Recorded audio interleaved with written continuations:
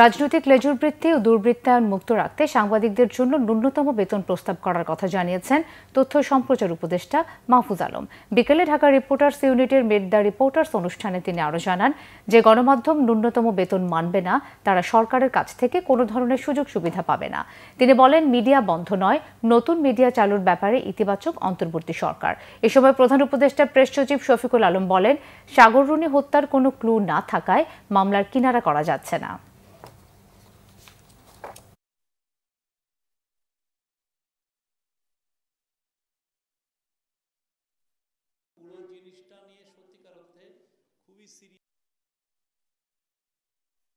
রাজনৈতিক লেজুরবৃত্তির ভিতরে ঢুকে ফলে এই দুর্বৃত্তপনাটা বন্ধ করার জন্য অবশ্যই সাংবাদিকদের একটা ডিগনিফাইড লাইফ দিতে হবে।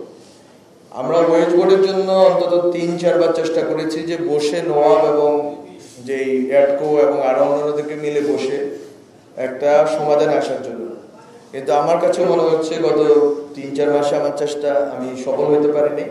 আমরা একটা বেসিক স্যালারি সাংবাদিকদের জন্য প্রস্তাব করে যেতে চাই এবং সাংবাদিকদের যদি এই বেসিক স্যালারি না দেওয়া হয় তাহলে ওই পত্রিকা আমরা বা আউটলেটকে আমরা এই সুবিধা দিব না। যে ক্লু দিয়ে আপনি এগোতে পারবেন সেই ক্লু কিছুই রেখে যায়নি। পুরো জিনিসটা নিয়ে সত্যিকার অর্থে খুবই সিরিয়াস একটা টিম কাজ করছে পিবিআই এর। তারা যদি কোনো ব্রেক থ্রু হয় আমরা অবশ্যই আপনাদেরকে জানাবো, বাট এটা খুবই কষ্টসাধ্য কাজ।